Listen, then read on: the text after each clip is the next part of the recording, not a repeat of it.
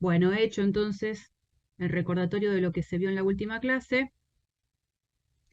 Vamos a trabajar justamente con el cálculo concreto de un ejercicio del área de una superficie, ¿no? Entonces, la propuesta, ¿cuál es? Considerar este cono que nosotros ya habíamos parametrizado, si ustedes recuerdan, era el que se podía escribir como z igual a la raíz cuadrada de x cuadrado más y cuadrado, con z entre 0 y 1.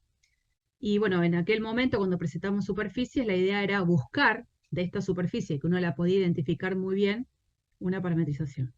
Bueno, esa parametrización surgió haciendo un poco el recordatorio de las coordenadas cilíndricas y encontramos esta forma de parametrizar a este pedacito de cono. El ejercicio me está dando la parametrización, yo no la tengo que buscar, pero en muchos otros ejercicios voy a tener que buscar esa parametrización. Que uno sabe que una parametrización puede ser, digamos, cualquiera, mientras que me origine la superficie. Una superficie se puede parametrizar de infinitas formas. No importa cuál sea la parametrización que yo use, el resultado va a ser el mismo del cálculo del área. Bueno, entonces, digo, ¿cómo se resuelve esto? Si yo quiero el área que queda de esta superficie, la tenemos acá dibujada, que es este cono, todo este conito, la fórmula es que el área va a ser la integral doble sobre la región D, donde ¿quién es la región D? La región en la cual varían los parámetros que están en juego. Tiene que ver con esto, D. De la derivada de R raya respecto a U, vectorial la derivada de R raya con respecto a B, diferencial de área. Y ese diferencial de área, esto que está acá, va a tener que ver con diferencial de U, diferencial de B. Dependiendo a ver cómo sea la región, es cuál es el orden que uno usa. Así que, teniendo la parametrización, tengo que ir buscando cada una de estas funciones que son calcularle las derivadas parciales.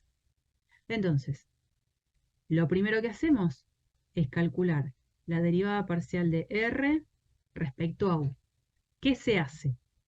Se va a cada una de las funciones componentes, que son esta y esta, y a cada una de ellas la derivo con respecto a U. Entonces la derivada con respecto a U, fíjense cómo es. Coseno de B, la segunda componente es seno de B, y la derivada de U con respecto a U, 1. Bueno, ahora lo mismo hay que hacer con la derivada de R respecto a B. ¿Qué es lo que hacemos? Tomamos cada una de estas componentes y las vamos derivando con respecto a B. Entonces, en este caso, el U para mí es una constante, la derivada del coseno de B es menos seno de B, ¿aparece esto? La derivada de esta expresión con respecto a B, bueno, U por coseno de B. Y la derivada de U con respecto a B es 0. Por eso ustedes acá no van a ver nada, porque en realidad es 0 por el versor K. Una vez que ya conozco cada uno de estos dos vectores, tengo que hacer el producto vectorial. Bueno, vamos a hacer el producto vectorial. Producto vectorial que lo hacemos como lo hacemos en álgebra, ¿se acuerdan? Tachamos la primera columna y hacemos este por este menos este por este. Es la expresión que tengo acá. Para la columna del medio, tacho la columna del medio. Particularmente yo hago el producto al revés. Este por este menos este por este. Y queda menos u seno de b segunda componente. Y la última, fíjense, si yo tacho la última componente, quedaría coseno de b por u coseno de b, o sea, u coseno al cuadrado de b, menos, de fórmula, el producto de estas dos expresiones.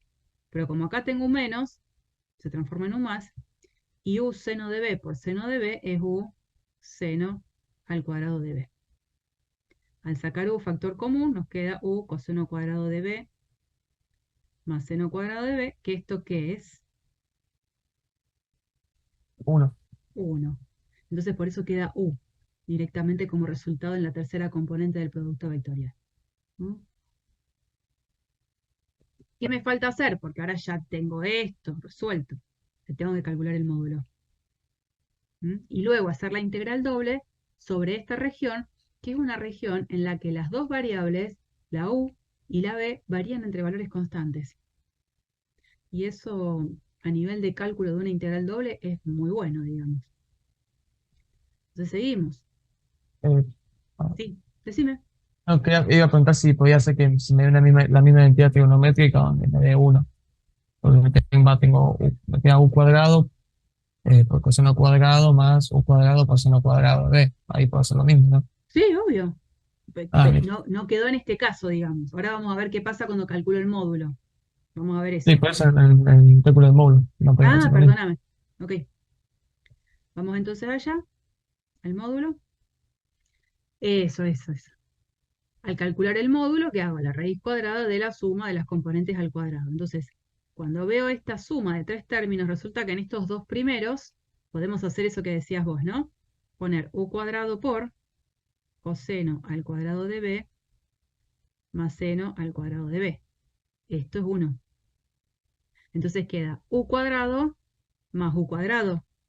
O sea que acá en el medio estaría faltando el término que es la raíz de u cuadrado más u cuadrado. O sea, es la raíz de 2 veces u cuadrado. Al distribuir la raíz, y atentos acá, yo sé que esto es raíz de 2 por la raíz de u cuadrado. Y la raíz de u cuadrado, en realidad, ¿a qué es igual? Esto. ¿A qué es igual? Porque yo Más quiero menos que... u, Bueno, entonces en vez de poner más menos u, ¿qué se pone? valor absoluto. Bueno, ahí va. Esto es valor absoluto. Es valor absoluto. Ahora, ¿qué sucede en este caso? El u está variando en un rango de valores que es positivo. Entonces, gracias a que u es positivo, está bien que yo escriba que esto es raíz de 2 por u. ¿Por qué? Porque u es mayor o igual a 0. Si no, no. Ojo con eso. Muchas veces uno hace esa simplificación rápido, sigue adelante, y a veces lo que escribe no es tan correcto. Bueno, acá sí. Resulta que nos queda la integral sobre nuestra región dominio de la expresión raíz de 2 por u, diferencial de u, diferencial de b. Donde u varía entre 0 y 1, donde b varía entre 0 y 2pi. Esta doble integral es muy fácil de resolver, ¿no? Una primitiva de u es u cuadrado sobre 2, que la tengo que integrar entre 0 y 1. Luego me queda una constante, es la constante por la longitud del intervalo en este caso, y tenemos el resultado final. Es como que, bueno, ya después caigo en un ejercicio de la práctica 5. Bueno, le paso la pelota o el problema a la práctica 5. ¿Alguna cuestión acá, alguna pregunta sobre esto? Esta es el área entonces de la superficie, ¿eh? Bueno, O sea, disculpa, serían siempre los mismos pasos. La parametrizás, la derivás, haces el producto vectorial, el módulo y lo integrás. cuando hay una fórmula, es siempre los mismos pasos. Lo que va a pasar es que dependiendo de quién sea la superficie en juego, es que tan fácil o qué tan difícil sea parametrizarla. Y hay que ver qué tan amigables quedan después las cuentitas que quedan acá adentro. Eso dependerá de cada superficie. En este caso tuvimos bastante suerte, quedó bastante simple la función de integración, ¿no? Bien. Ah, me parece que me pasé por algo. No. Ahora, es cierto, no lo voy a negar, que muchas veces vamos a estar trabajando con superficies que se puedan ver como la gráfica de una función de dos variables. Entonces ya lo habíamos comentado esto cuando vimos la clase de superficie. Hay una parametrización muy simple que funciona muy bien, que es la de llamar a XX a II y Z igual a f de XY, con los pares XY pertenecientes al dominio de la función. Entonces, En esa parametrización ahora los parámetros son X e Y, no son U y B, son X e Y. Entonces, si yo quiero calcular el área de una superficie que se ve como gráfica de una función, la fórmula es la misma. Vuelvo a escribir, ¿no? El área es la integral sobre lo que va a ser el dominio de la función del producto vectorial entre R raya de X, R raya Y, diferencial de área. La fórmula es la misma, pero queda con un formato muy especial, que como lo vamos a usar mucho, porque muchas superficies se van a poder ver como la gráfica de una función, creo que amerita hacer la cuenta en particular. Por ejemplo, si yo quiero calcular la derivada de R con respecto a X, la derivo a la primera componente con respecto a X y es 1, la derivo a la segunda componente con respecto a X y eso es 0, y la derivada de la tercera componente con respecto a X no es más que la derivada parcial de F respecto a X. Si hago lo mismo ahora en la derivación de R respecto a Y, tomo cada componente y la derivo con respecto a Y. A esta la derivada va a ser 0, en esta va a ser 1 y acá la derivada parcial de F respecto a Y. Cuando hago el producto vectorial, que ya lo sabemos hacer, digamos, tacho la primera columna, me queda este por este menos este por este, acá la primera componente. La componente del medio, tacho la columna del medio, este por este menos este por este. Y en la tercera componente, tacho esta última columna y me queda directamente 1. De ese vector, ahora tengo que calcularle el módulo. Entonces es la raíz cuadrada de la suma de sus componentes al cuadrado. Expresión que hace que yo pueda escribir a lo mejor de una manera mucho más concreta la fórmula de área de una superficie, pero en el caso de que la superficie es una gráfica de una función de dos variables. Si me la quiero acordar de memoria, está bárbaro. La verdad es que la van a usar un montón. Si no, no es necesario. Aplican la fórmula base que vimos y les va a salir todo igual. Entonces,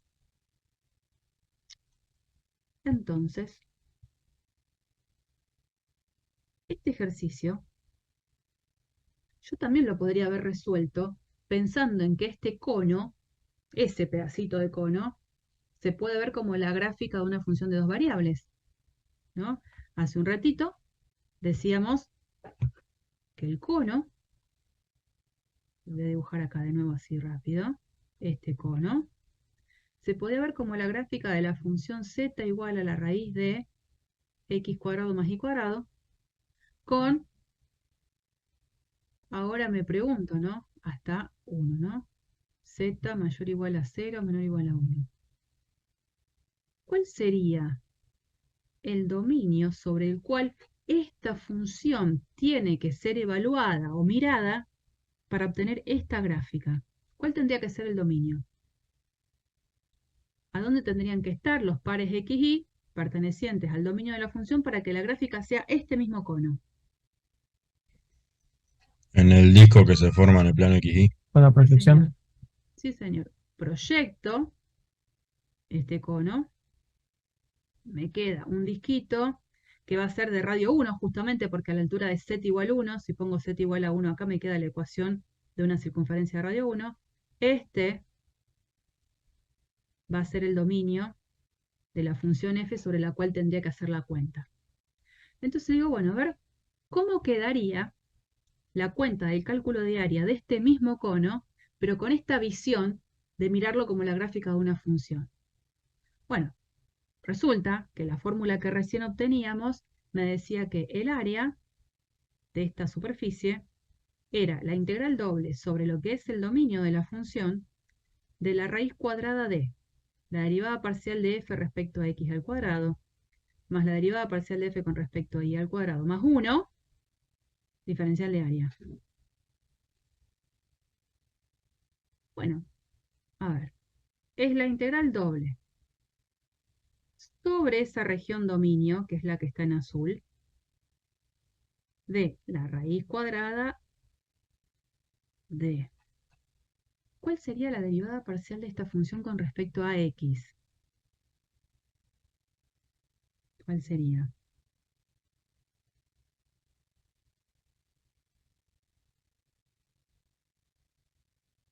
derivada de esa función con respecto a x. La pongo acá, a No ver. es x sobre x cuadrado más y cuadrado. No, porque acá 1 tengo una cosa. sobre 1 sobre 2 de raíz de x cuadrado más y cuadrado sería. No, de raíz de x cuadrado más y cuadrado por 2x. Bien. Entonces, ¿qué va a pasar? Este 2 con este 2 se va a cancelar, ¿no? Entonces, cuando lo eleve al cuadrado, me va a quedar arriba x cuadrado sobre el cuadrado de la raíz, x cuadrado más y cuadrado. Más. Cuando vaya a derivar con respecto a y, es como que se mantiene la misma esencia. ¿Cuánto me va a quedar la derivada parcial de f respecto a y? Lo mismo no que por 2y. Claro. Claro.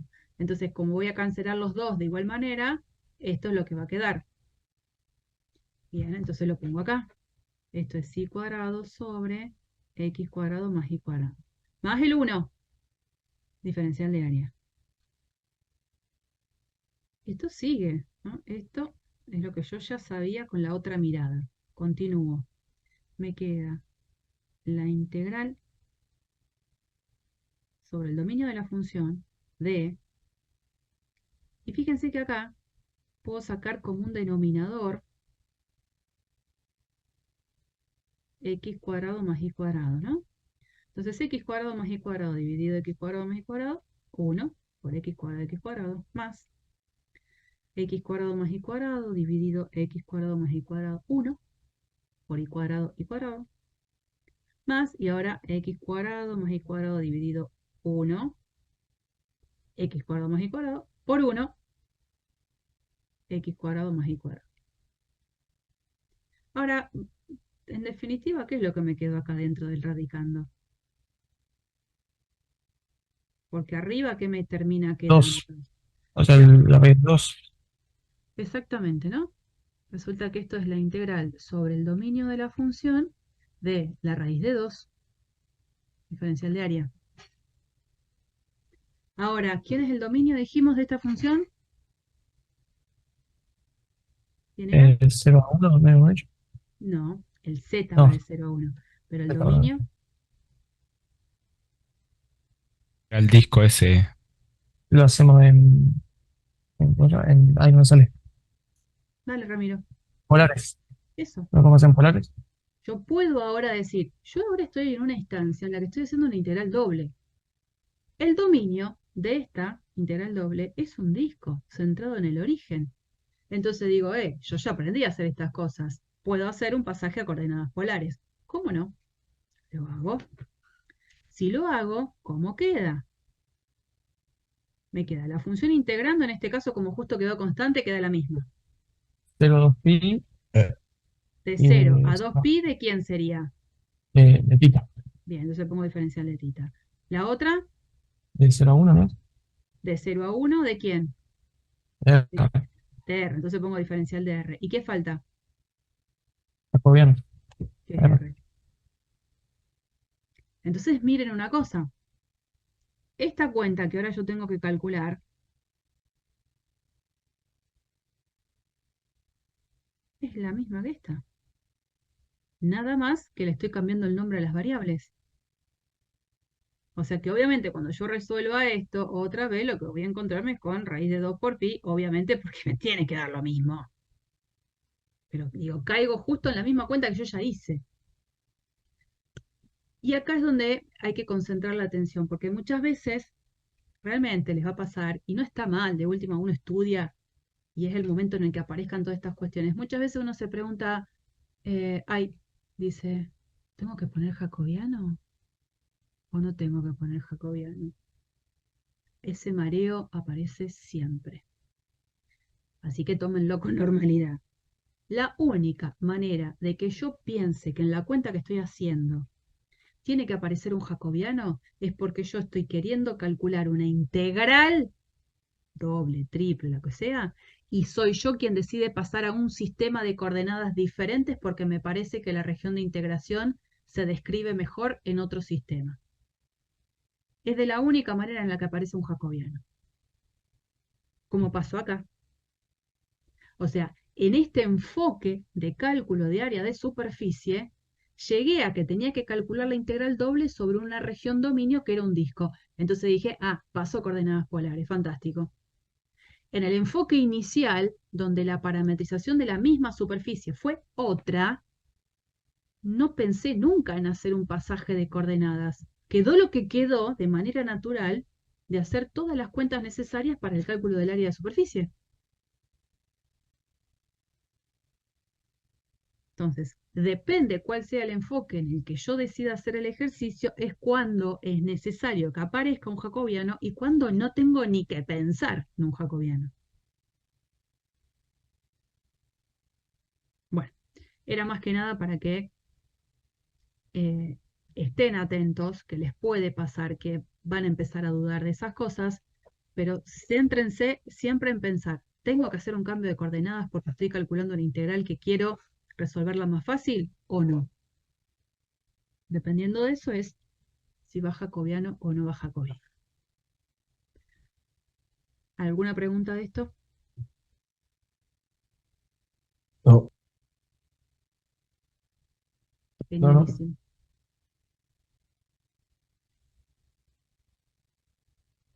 Bien.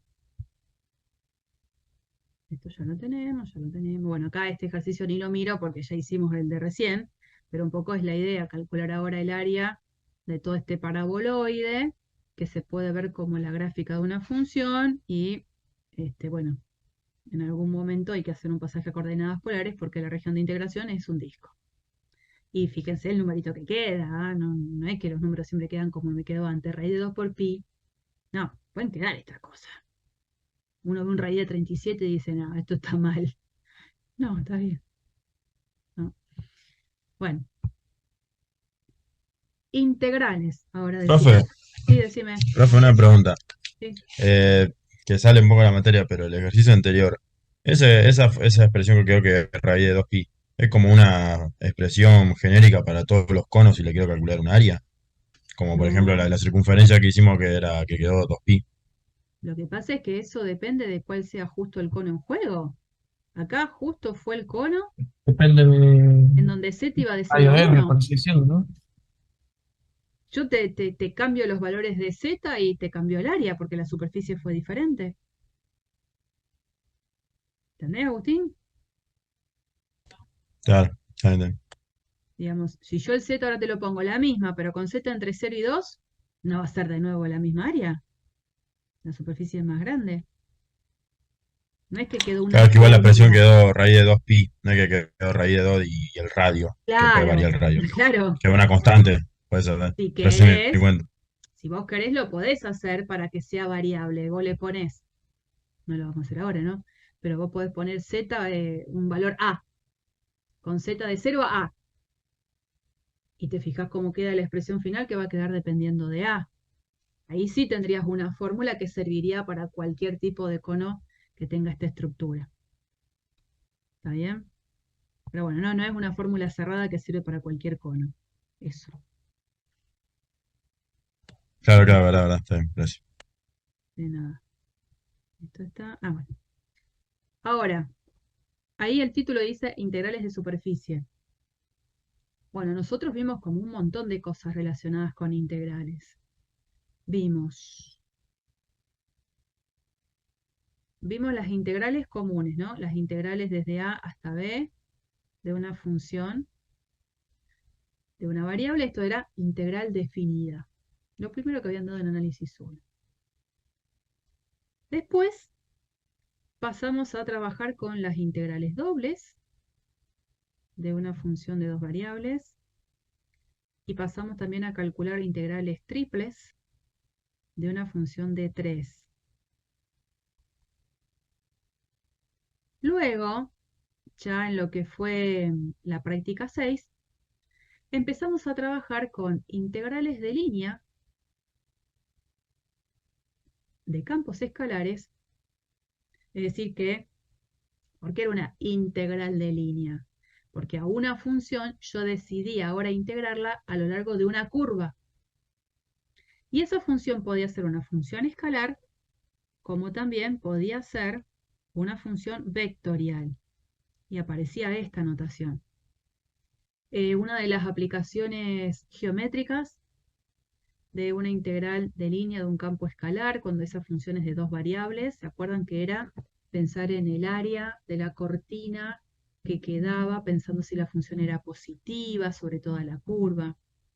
Y en el caso de una integral de línea de un campo vectorial, existía una interpretación más bien física en la que si el campo F se podía ver como un campo de fuerzas que actuaba sobre una partícula que se desplazaba a lo largo de una curva, esta integral que terminaba calculando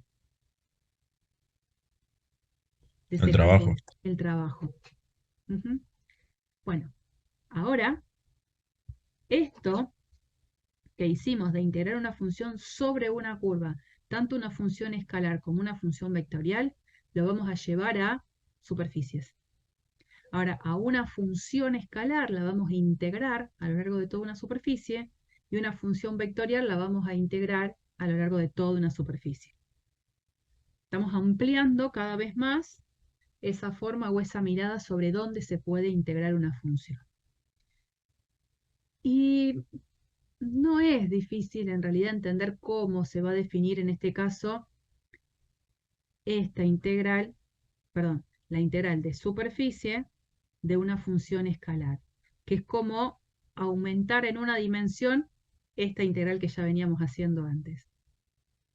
La idea es que, un poco lo dice ahí, cuando yo tengo mi superficie, la cual la tengo dividida en mini pedacitos de superficie, y sobre todos los puntos de la superficie tengo una función definida,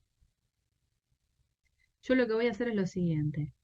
En cada mini parchecito, lo que voy a hacer ahora es elegir un punto representante dentro del parche. Ese punto lo llamo PK estrella, un punto representante de lo que se llamaría el parche S sub K.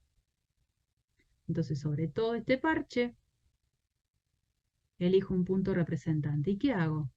Evalúo F en ese punto representante y multiplico por el valor del área del parche. Valor del área del parche que fue aproximado por esta expresión. Si eso lo hacemos sobre todos los parches y sumamos y calculamos el límite, cuando la cantidad de parches tiende a ser muy grande, aparece la posibilidad de que hablemos de lo que se llama integral de superficie, ¿no?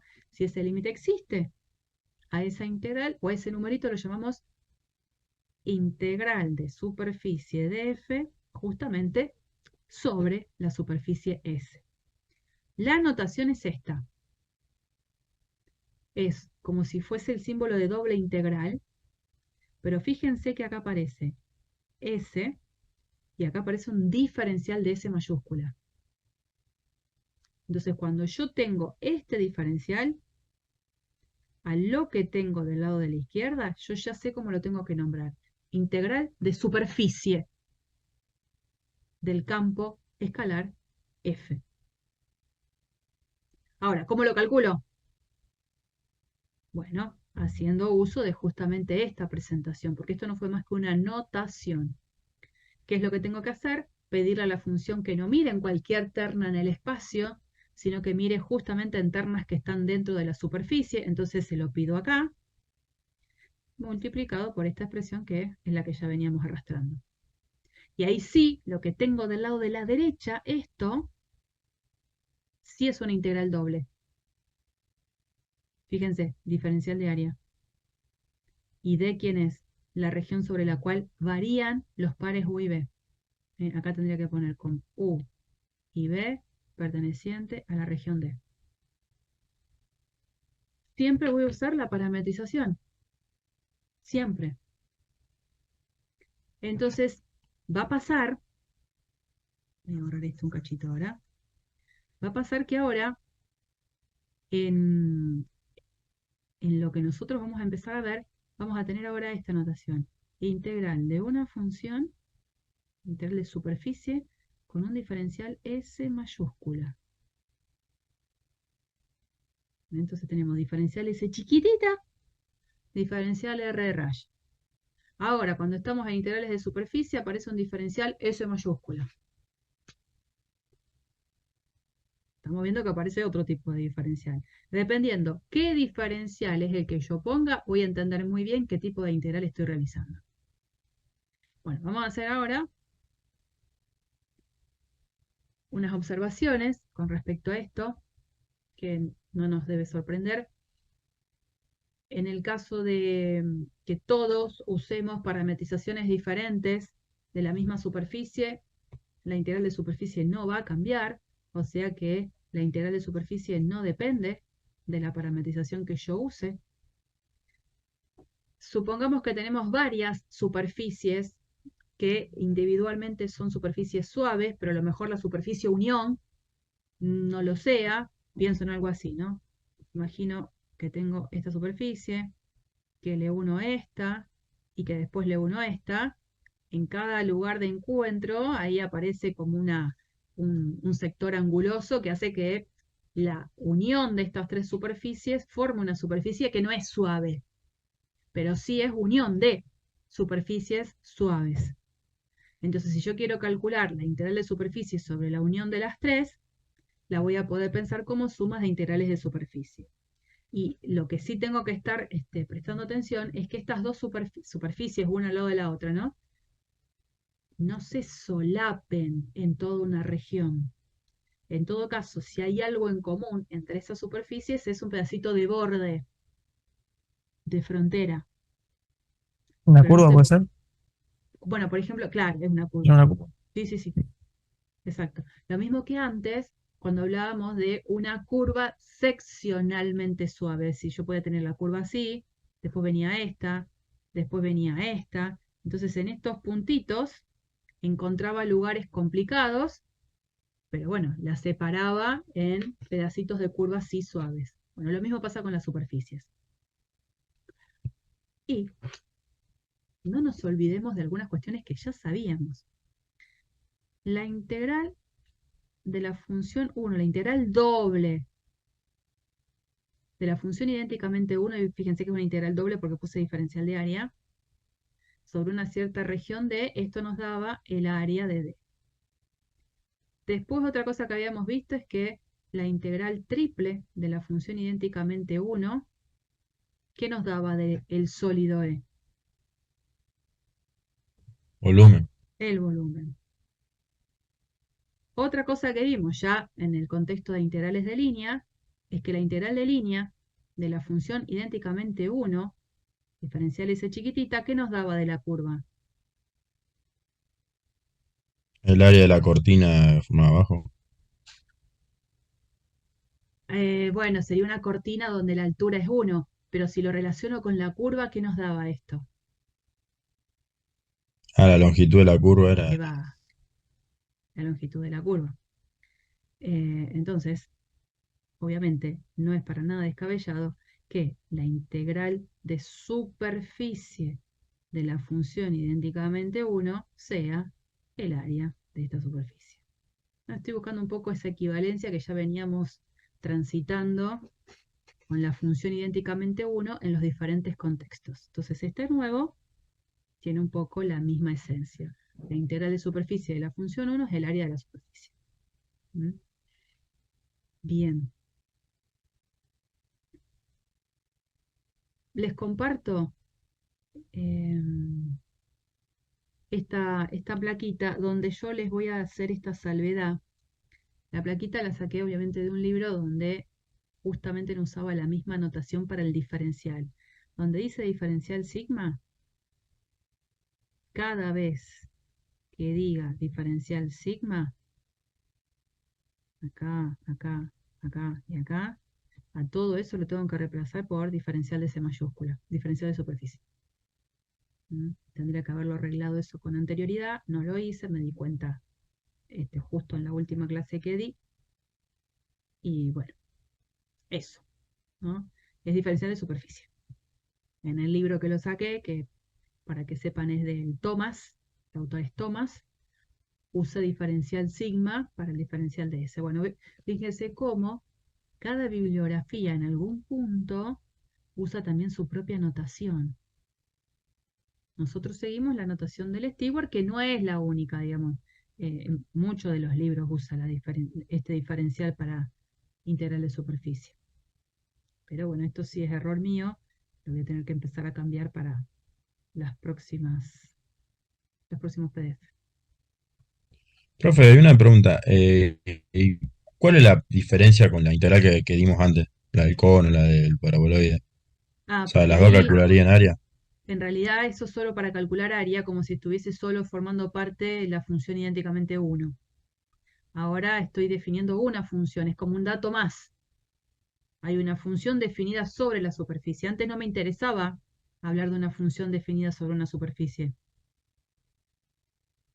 El dato concreto era calcularle el área a la superficie. Entonces, si bien hubo toda una interpretación de cómo se podía calcular el área de la superficie, que era lo que estábamos recordando al principio, esta parte, que hacíamos el área de los parches, y eso es una aplicación totalmente geométrica de lo que quiero calcular, sirve para formar las bases de esta presentación nueva de integral de superficie. Pero antes no integraba ninguna función, en realidad la función idénticamente 1, si lo quiero ver. Ahora la función puede ser otra. Por eso, en la placa que vemos las fórmulas, uno interpreta dónde vería la aplicación de calcular la integral de superficie de una función concreta.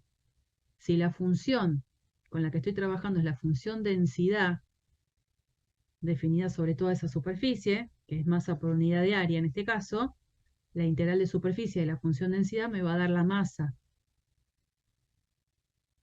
de ese pedacito de superficie. Y después las restantes también me sirven para ubicar el centro de masa, momento de inercia. Acá es donde veo la aplicación de hacer una integral de superficie de una función escalar. Pero antes no había una función concreta, era solamente un problema que yo le quería dar solución, que era el área de una superficie.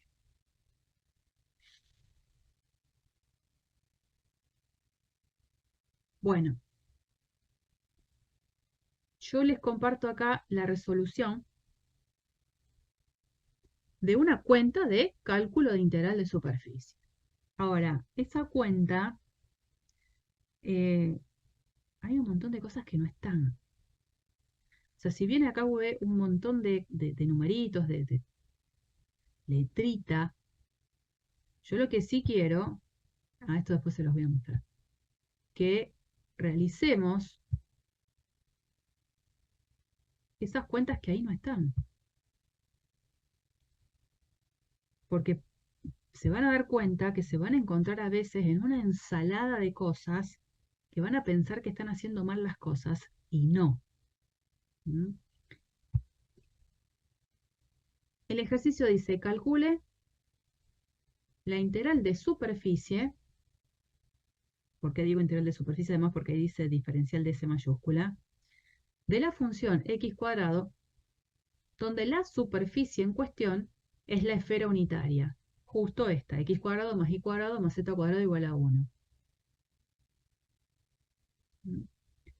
Tengo que hacer eso.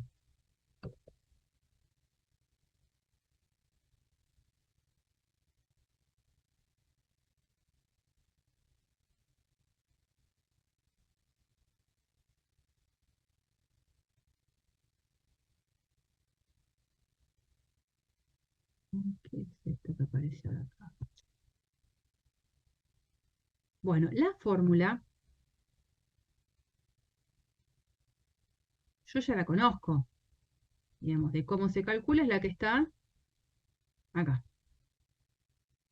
Esta es la fórmula de calcular, la forma de calcular una integral de superficie de una función. Es evaluar la función en los puntos de la superficie parametrizada por el módulo del producto vectorial de estas dos expresiones. ¿No? Eso es lo que vamos a hacer. Vemos que en el PDF está como todo masticado. Si la esfera es la esfera unitaria, tenemos que recordar las coordenadas esféricas que van a ser aliadas para mí para poder parametrizar la esfera sin problemas. En este caso, X y Z. ¿Se acuerdan cómo era la forma de parametrizar la esfera? Bueno, de todas maneras la tienen acá, ¿eh? Digo, no es algo que no podamos usar, pero en un ejercicio lo van a tener que saber ustedes. Acá está la parametrización. Era Z igual a coseno de phi y seno de phi, seno de tita, y acá seno de phi, coseno de tita. Acá, ¿a dónde se ve que el radio es 1 de la esfera? Y, porque en realidad el 1 está escondido acá, que no aparece. Si el radio de la esfera hubiese sido 5, en el lugar del 1 tenía que poner 5, 5, 5. ¿Mm? Y para generar a toda la esfera, el phi tiene que estar entre 0 y pi, y tita tiene que estar entre 0 y 2pi. Ahí tengo toda la esfera. O sea que lo que acabo de encontrar es una parametrización. Esto es mi R raya de tita phi. Entonces, la integral de superficie, que es la que está acá, que es la que tengo que resolver, ¿cómo se calcula? Y haciendo la integral sobre la región dominio, donde la región dominio es esta, de mi función evaluada en los puntos de la parametrización. Entonces, donde aparezca X, tengo que reemplazar por esto. Si aparece Y, lo tendré que reemplazar por esto. Y si aparece Z, lo tendré que reemplazar por esto. Aparece solo la X. Así que la función de integración, ¿cómo va a quedar? Seno de phi, coseno de tita. Todo al cuadrado por el diferencial de S mayúscula. Oh, ¿Sí? bueno, déjame ver.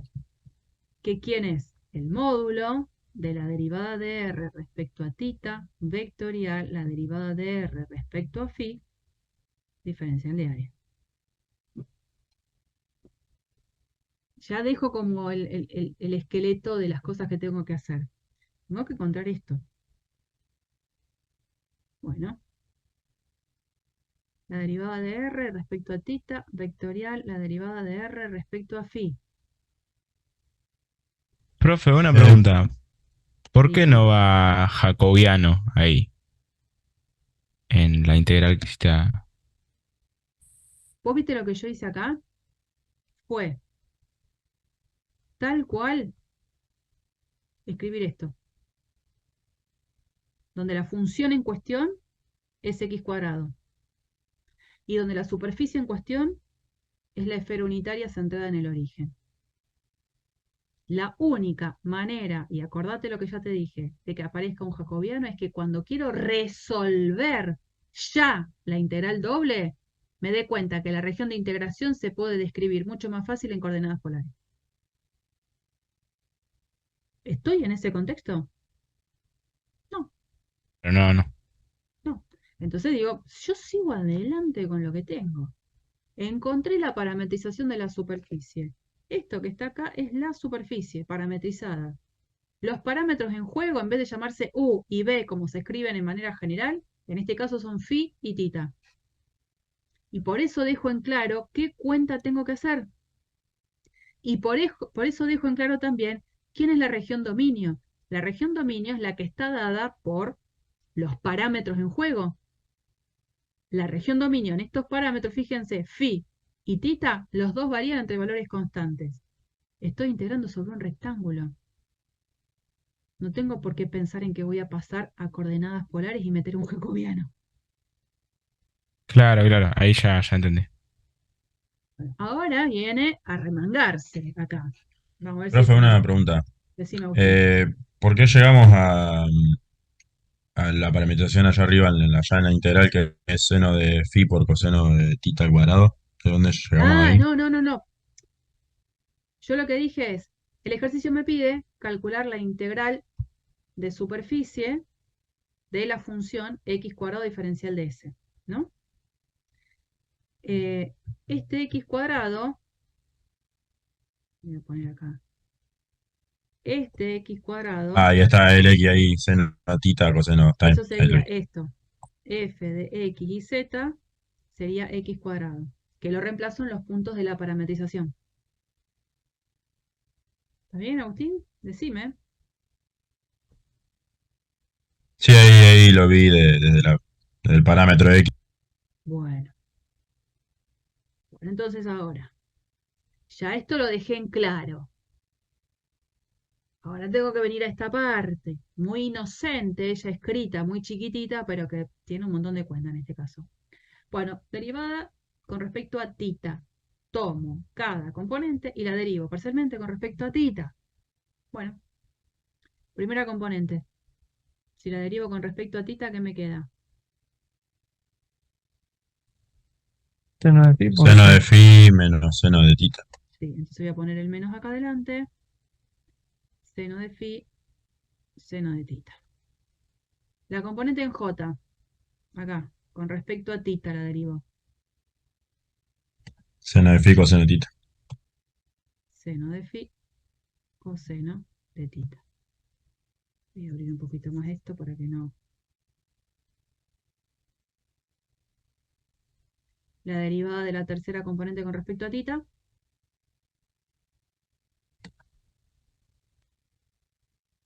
Pero, Cero. Cero. Esta no aparece. Listo. Vamos al segundo renglón.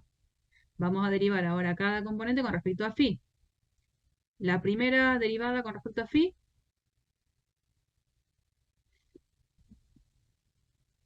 Coseno, coseno. no, en la segunda, coseno de phi, seno de tita. Y en la última, menos no. seno de phi. Bien. Ahora hay que hacer el producto vectorial. No me va a alcanzar acá, lo voy a hacer acá abajo. La primera componente. Tacho esto y queda seno de phi coseno de tita por menos seno de phi. Porque después cuando haga este producto me va a dar cero. Entonces la primera componente es menos seno al cuadrado de phi por coseno de tita. Coma. La segunda, tacho la columna del medio y yo hago este producto cruzado, ¿no? Esto por esto, cero, menos seno de phi, seno de tita por menos seno de phi. Hay tres menos dando vuelta. Se me queda menos seno al cuadrado de phi por seno de tita.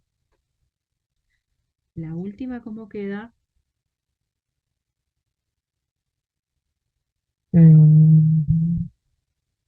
Menos seno de phi. Menos. Seno de tita por coseno de tita por seno cuadrado de No, pará. tita. No, coseno cuadrado de tita por coseno de phi. Seno de phi, coseno, seno de tita. Por esto, esperen que voy a juntar lo que puedo juntar, ¿no? ¿Queda así? ¿Estamos de acuerdo o no? Sí, sí, ahí sí. Ahí va. Sí. Y ahora, menos este por este. Coseno de phi por seno de phi por coseno cuadrado de tita. Bien, entonces me queda seno de phi, coseno al cuadrado de tita. Esta parte es igual. Bueno, no lo voy a hacer ahí. Digamos, en esto no puedo hacer ninguna cuenta más. Acá tampoco. Pero sí puedo acá darme cuenta de algo.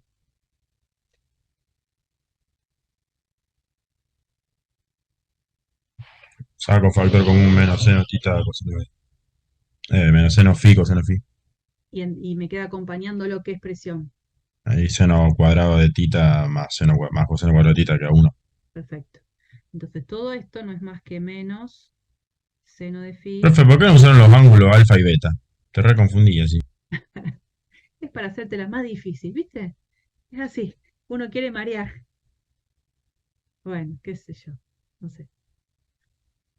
Bueno, ya tenemos el producto vectorial. Pero no es solamente el producto vectorial lo que necesito. Está fantástico esto. Ahora tengo que hacer el módulo. un divinor. Módulo de esto. Raíz cuadrada de suma de estas componentes al cuadrado. Entonces, el cuadrado de esto me queda seno con el menos, no pasa nada ya, a la cuarta de phi por coseno al cuadrado de tita. Más, acá, seno a la cuarta de phi por seno al cuadrado de tita. Más el cuadrado de esto. Más seno al cuadrado de phi coseno al cuadrado de phi.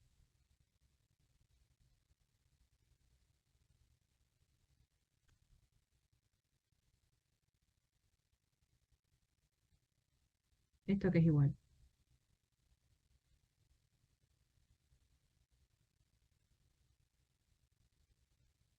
¿Qué puedo hacer ahí?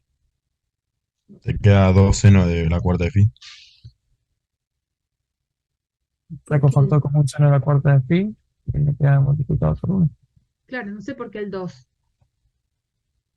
Ah, no, porque lo sumé, pero al pedo saca factor No, común antes.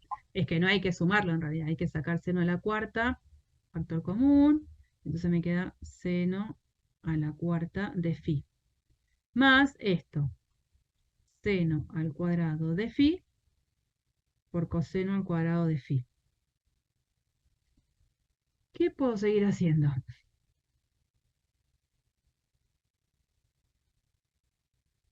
Ya está, profe, mucha matemática. No, dale, dale. ¿No puedo expresar el seno a la cuarta como seno cuadrado por seno cuadrado? Y saco No. factor común seno cuadrado. A ver, para. Seno a la cuarta de phi, ¿lo puedes pensar como? Seno al cuadrado por seno al cuadrado. Perfecto. Y entonces eso hace que saque factor común, Ujú. seno al cuadrado de phi, que me va a quedar multiplicando a quién entonces. 1 más, o sea, 1 más 1, No, coseno No, cuadrado de phi. seno cuadrado de phi más coseno cuadrado de phi. Y te Ah, lo saqué a 1. Ahí está. nos hace renegar, pero después termina quedando más o menos redondito. Nos queda la raíz de seno al cuadrado de phi. ¿Esto a qué es igual?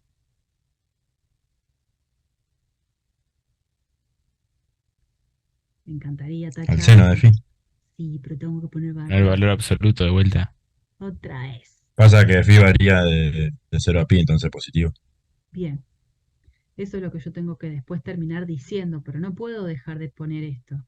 Esto en definitiva es igual al seno de phi, porque como phi está entre 0 y pi, no nos olvidemos cómo es la gráfica del seno, entre 0 y pi hace esto, 1 vale en pi sobre 2, el seno de phi es mayor o igual que 0. Entonces tengo el permiso de sacar las barras del valor absoluto. Todas estas cuentas, estos pormenores, digamos, son los que ustedes van a tener que hacer en los ejercicios. Y son a lo mejor en los que en la placa que tenemos acá de presentación de ese ejercicio, yo le digo, da esto, pero no estás haciendo la cuenta. O sea, esto lleva un montón de lugar y todavía tengo un montón de lugar por ocupar en cuanto a cantidad de cuentas para hacer la resolución concreta de la integral doble. Digo, no se asusten con estas cosas. Les van a quedar cosas así extensas. Entonces todo esto se reduce a, que en definitiva, esto, que es lo que tenía que calcular, ¿cómo va a quedar? La integral sobre la región de seno al cuadrado de tita por coseno al cuadrado de tita por todo esto, que es seno de phi. Entonces, como seno de phi acá está al cuadrado y lo multiplico por otro seno de phi, me queda seno al cubo de phi por coseno al cuadrado de tita. Diferencial de área. Como el dominio de integración, tanto phi como tita varían entre valores constantes, y como la función integrando terminó quedando una expresión de funciones donde las variables entre sí no se mezclan, esa integral doble, ¿cómo la puedo resolver? Como el producto de dos integrales diferencial tita diferencial phi. Sí, Agustín. Entonces acá me va a quedar la integral con phi, sería de 0 a pi de seno al cubo de phi diferencial de phi. Todo eso por, ahora, la integral desde 0 hasta 2pi de la expresión coseno al cuadrado de tita diferencial de tita. Bueno, superé un montón de obstáculos, pero ahora me aparece un obstáculo que no es poca cosa, que es el de resolver estas dos integrales. La integral del coseno al cuadrado de tita, lo hemos hecho varias veces, se podía como disfrazar como el coseno del ángulo doble. 1 más coseno de 2 tita sobre 2. Seno al cubo de tita, una estrategia es, lo escribo acá para no borrar tanto ya, seno al cubo de tita, lo puedo pensar como, de phi digo, seno de phi por seno al cuadrado de phi. Pero a la vez, seno al cuadrado de phi lo puedo pensar como 1 menos coseno al cuadrado de phi. Entonces, si yo distribuyo, me queda esta expresión que está acá. Y la idea es ir buscando primitivas término a término. Bueno, no es poco lo que queda. No es poco lo que queda. Yo para el tercer parcial sí les voy a dejar usar una tabla de integrales. Pero no cualquier tabla de integrales, porque me van a venir con la Biblia, que no la van a saber leer. Y es al Pepe porque no sirve. La única tabla de integrales que les voy a dejar usar es la que tiene que ver con las últimas hojitas del Steward. Yo ya tengo ese archivo, pero quería terminar de dar esta clase para compartírselo a todos los Classroom que tengo de análisis 2. Así que van a usar esa. Nada de andar poniendo ninguna fórmula de más en esas hojas, porque se revisan. Pero son esas 4 hojas locas o 5 las únicas que necesito. En todo caso, si ustedes no saben leer la tabla de integrales, sí lo que podemos hacer presencialmente el lunes que viene es, si llevan las copias, aprendemos a leerlas todos juntos. Porque si bien uno tiene la tabla de integrales y no la sabe leer, ¿de qué sirve, no? De nada. Así que bueno, yo para que se queden un poco tranquilos, de que si bien todo esto es un montón de cuentas, las relacionadas con cálculo de primitiva las vamos a poder realizar con la tabla. ¿Es una buena noticia o no? Me alegró Sí, escuchar. digan que sí. Están súper alegres. No, No seas malo, Agustín. Bueno, esto no es más que en una placa más ver cómo quedaría la integral de superficie si la superficie se puede ver como la gráfica de una función. Como este es un caso particular. Si ustedes se aprenden la fórmula que hicimos recién, digamos, de tener presente esto, funciona para cualquier tipo de superficie. No tienen que aprenderse una fórmula más. ¿Mm? Vamos a comenzar sin terminar, quédense tranquilos. Este PDF ya lo tienen, no hay nada que les tenga que compartir, que es el de superficies orientables. Se van a perder, por ser una clase virtual, mi Art Attack presencial. Así que busqué la alternativa ahora virtual a ver si se las puedo hacer. No yo, porque no lo voy a poder hacer manualmente con tijerita. Le vamos a pedir permiso a un video de YouTube rápido de ver cómo se genera. Vamos a empezar a trabajar en principio con superficies orientadas, porque lo que se viene ahora es la definición de integrales de superficie, como veníamos haciendo, pero ahora de campos vectoriales. Entonces yo con la superficie con la que trabaje necesito que sea una función orientada, que sea una superficie orientable. ¿Qué significa eso? Una superficie está orientada o es orientable si esa superficie tiene dos lados. Dos lados. Por ejemplo, a ver acá. Tengo esto, ¿no? Esta superficie, supongo que es bien planita. Esta superficie es una superficie que es orientable. Tiene dos caras. Si tiene dos caras es porque yo a cada cara la voy a poder pintar de un color diferente. Entonces, bueno, en esta cara tengo, supongamos que está pintada de rojo, mientras que la otra cara está pintada de negra. Dos superficies. Digo, una superficie con dos caras. Puedo pintar cada cara de un color diferente. Eso hace a la vez que una vez que yo defino una cara, para cada cara existe, ¿qué pasó? Una elección de vector normal. Si este fuese así, ¿no? La superficie fuese así, y yo me paro en este puntito tengo para esta cara este vector normal a la superficie que apunta hacia arriba. Para el mismo punto, pero mirado desde abajo, el vector normal es del anterior el opuesto, apunta hacia adentro. Cada vector normal en un punto va a definir una cara. Si quiero la de arriba o quiero la de abajo. Si quiero la de lo que sería el lado positivo o el lado negativo. ¿Se entiende la idea de superficie orientada? Un poco. Sí, más o menos. Sí, se entiende. Bueno, esto no. No toda superficie es orientada. Estoy mirando acá si tengo algo. No. No toda superficie es orientada. Hay una superficie que es muy conocida, que es la cinta de Moebius. Es una cinta que no es orientable. ¿A qué se refiere uno cuando dice que no es orientable? Que no tiene dos caras, que tiene solo una. Y es una superficie que se forma de una manera tan sencilla.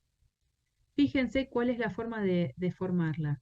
Tomo una tira de papel rectangular y si yo uniera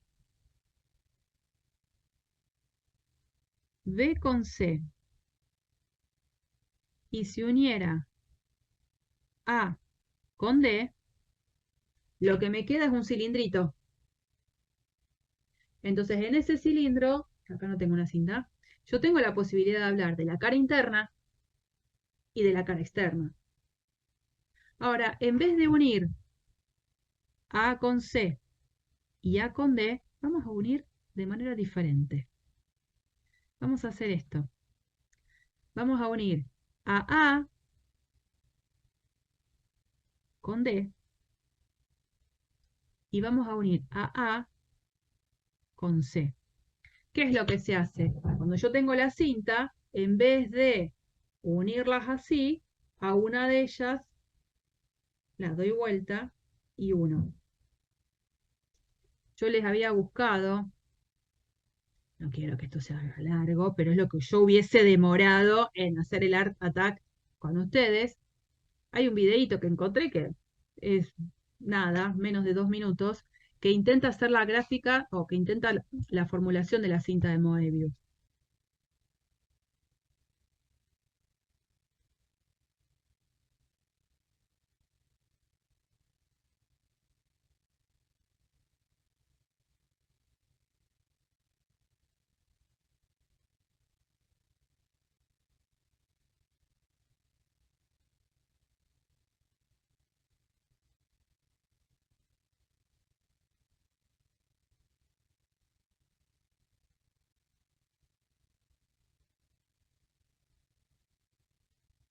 Antes de pasar esa superficie.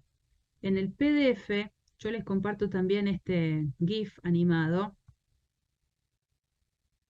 que intenta que uno se convenza de que esta superficie tiene solo una cara. Fíjense ustedes si son esa personita que va transitando a lo largo de la superficie, y fuese yo con mis pies que voy pintando esa superficie, me voy a dar cuenta que toda la superficie queda pintada de un mismo color.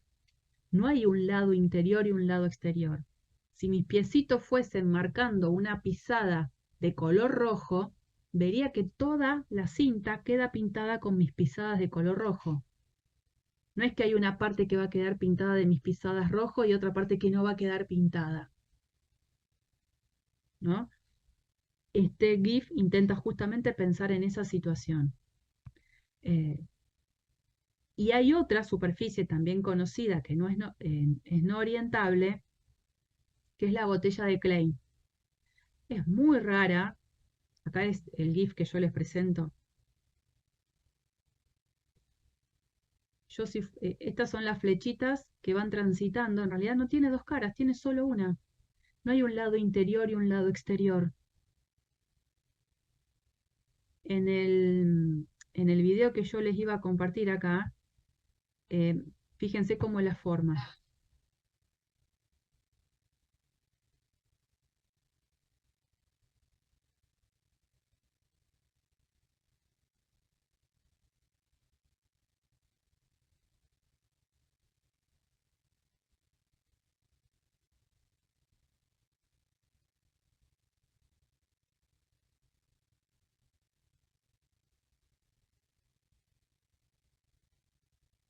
Bueno, obviamente estas superficies que yo les estoy presentando, las presento para que vean que hay superficies que son no orientables, pero no van a ser superficies sobre las cuales nosotros vamos a trabajar. Entonces, todas las superficies con las que nosotros trabajemos van a ser superficies que estén orientadas, que tengan dos caras, porque vamos a estar en una situación en la cual vamos a tener una superficie donde va a haber un fluido en movimiento que nosotros vamos a ver que traspase o atraviese ese fluido de un lado al otro de la superficie.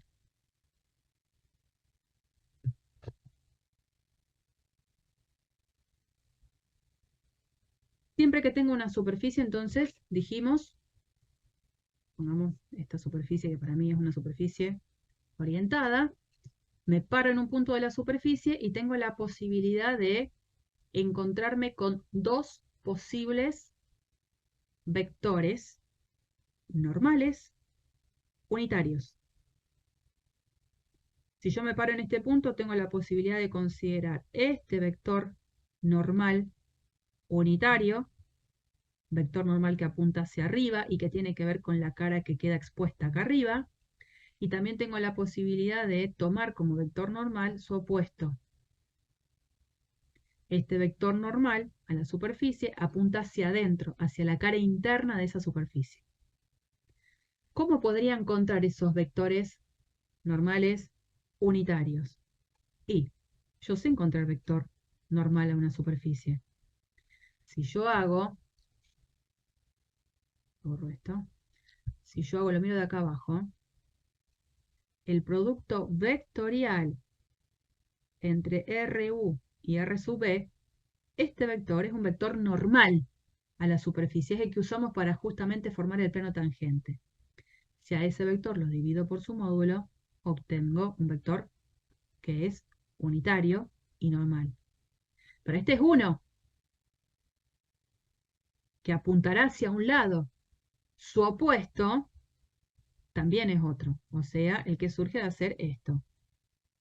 R sub U, vectorial R sub B, dividido el módulo de esto.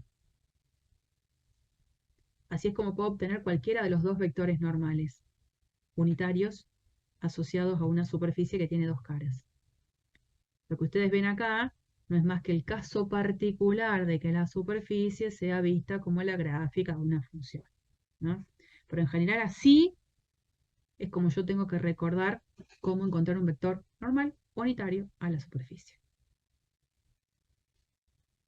Esta sí es una aclaración.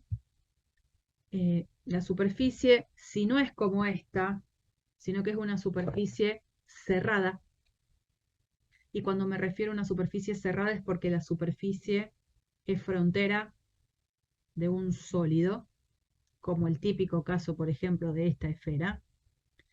Cuando hablemos de orientación positiva de esa superficie que es cerrada, es porque estamos hablando de los vectores normales apuntando hacia afuera de la superficie. Y cuando hablamos de orientación negativa de esa superficie cerrada, es porque los vectores normales apuntan hacia adentro del sólido que esa superficie encierra. Entonces nos ponemos todos de acuerdo y entendemos esto. Y ahora pasamos a esta presentación en la que ya vamos a terminar, así que vamos a llegar a la presentación y ahí nos vamos a quedar. Lo que les decía, vamos a hacer ahora integrales de superficies, pero de campos vectoriales. Entonces yo voy a tener la siguiente situación. Esta es una manera de empezar, ¿eh? No quiere decir que todos los libros empiecen de la misma manera, es solo un enfoque para la presentación de las integrales de superficies de campos vectoriales. ¿Con qué vamos a contar? Con una superficie orientada. ¿Qué significa que tengo una superficie orientada? Que tengo una superficie de dos caras. Y cuando yo quiero indicar una cara en particular, lo que voy a tener que dar es un vector normal unitario.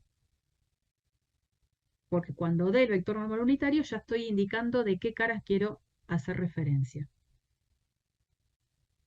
Entonces tenemos esa superficie orientada. Listo. ¿Qué otra cosa vamos a tener? Un fluido en movimiento. Tengo la superficie, tengo un fluido que se va moviendo en todo el espacio, que va a atravesar la superficie, de un lado al otro. De ese fluido, o sea que en cada puntito tengo ese fluido, lo que conozco es en cada punto de ese fluido su vector velocidad. En cada punto de ese fluido también conozco la función densidad, masa por unidad de volumen de ese fluido. Y me voy a formar este campo vectorial, el producto entre la función densidad y el campo vectorial velocidad. A este campo se lo denomina campo densidad de flujo, en este caso de la corriente que es de ese fluido. Campo densidad de flujo. ¿En qué unidades se está midiendo este campo vectorial? Bueno, me fijo. La densidad, que es un escalar, es positivo por ser la densidad de este fluido. Y se mide, como ya lo había dicho, masa por unidad de volumen. Masa por unidad de volumen. Cuando lo multiplico por el campo vectorial B, digo, ese campo de velocidades, ¿en qué unidades se está midiendo? Y si es una velocidad, distancia por unidad de tiempo. Entonces digo, a ver, si yo tacho una unidad de distancia con una de la unidad de volumen, la expresión final del campo vectorial se está midiendo en masa por unidad de área por unidad de tiempo, porque acá queda una unidad de área en definitiva. Entonces este campo vectorial lo que está indicando es cuánta masa de fluido circula por ese punto X y Z por unidad de área por unidad de tiempo. Cuánta masa del fluido circula en un punto por unidad de área por unidad de tiempo. ¿Esto a qué viene? A que yo lo que voy a querer calcular es justamente esa cantidad de masa total que atraviesa a esa superficie. Y cuando yo digo atraviesa la superficie, la atraviesa de manera perpendicular. Entonces, lo que yo voy a necesitar conocer de este campo vectorial es la componente normal. Que cómo se encuentra la componente normal del campo vectorial haciendo el producto escalar de ella con el vector normal unitario. Entonces ustedes ven en este pedacito vector normal unitario, el campo vectorial, bueno, su componente normal es la que quiero. Si dividimos a la superficie en pequeños parchecitos, lo que uno va a poder hacer es buscar una aproximación de la masa de ese fluido que atraviesa la superficie. Pensando en la componente normal del campo por el área. Pensando en la componente normal del campo por el área. Si eso lo hacemos sobre todos los mini parchecitos y sumamos y calculamos el límite de esas sumas que se obtienen, lo que estaríamos calculando es esa masa de fluido que atraviesa toda la superficie. Donde la notación que tenemos es esta. Integral de superficie de este campo, que en definitiva, como es producto escalar entre dos vectores, es un campo escalar. Bueno, esa presentación que tiene que ver con un problema concreto de cálculo de masa de un fluido que atraviesa una superficie, da pie a la presentación más general, que es la integral de superficie de un campo vectorial, acuérdense que ahí lo negrito es una F raya, sobre la superficie. La integral de superficie de ese campo vectorial se calcula de esta manera, cuya notación especial es esta. Integral de superficie de un campo vectorial. Esta S no es la misma que esta. Esta S es una S mayúscula, negrita, entonces es vector. Entonces acá tenemos que hacer el recordatorio de todo lo que hemos visto hasta ahora. Hasta ahora habíamos visto la integral de línea de un campo escalar y usábamos el diferencial S chiquita, y la integral de línea de un campo vectorial y usábamos el diferencial R raya. Ahora estamos viendo la integral de superficie de un campo escalar, y entonces aparecía el diferencial S mayúscula, y ahora la integral de superficie de un campo vectorial, aparece el diferencial, pero S raya. Les hago este resumen porque son todas las expresiones que van a ver en esta práctica 7. Y esta integral de superficie es la que habitualmente se denomina flujo del campo vectorial a través de la superficie S. Entonces, cuando en un ejercicio a mí me pidan calcular el flujo de un campo vectorial sobre una superficie, me están pidiendo que haga esta cuenta. Que no es poca cosa. Solo para terminar en estas observaciones, porque ya termino. Diferencial de S raya es el vector normal diferencial S. Y entonces fíjense, esto vamos a ver nada más, esto no. Cómo queda la fórmula en realidad después de cálculo, que es en la que usamos en la práctica. Integral de superficie de un campo vectorial, donde este diferencial es con raya, ¿no? Esto es raya, esto es raya. Era la integral de superficie del campo escalar el vector normal unitario.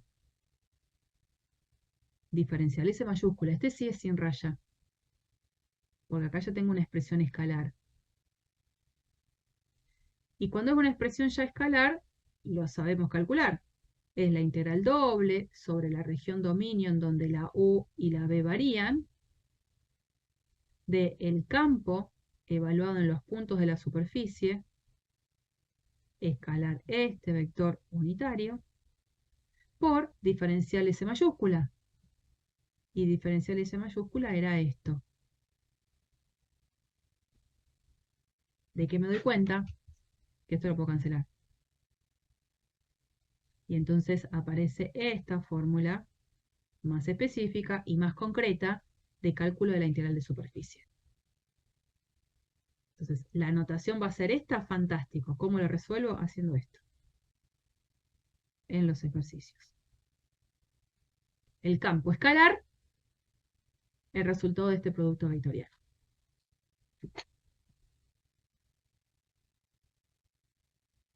Bueno, volveré. Ahí es el producto vectorial porque queda en vector, no es el módulo, ¿no?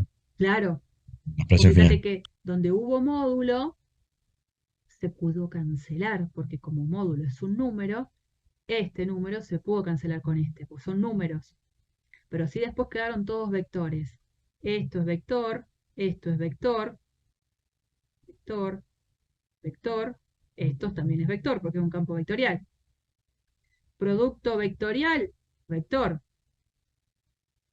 Pero vector, escalar, vector, ¿qué me da todo esto? Pero, Una expresión Número. escalar. Ujú. Por eso es la integral doble de esta función escalar. Que va a quedar lo que va a quedar. No sé, dependiendo de cada ejercicio. Bueno, hasta acá, por hoy. A partir entonces de la semana que viene, sí retomamos y empezamos a ver ejercicios, porque hasta ahora no vimos ningún ejercicio. ¿eh? Bastante me parece por hoy. Ya les agradezco que estén acá presentes, los pocos que han venido.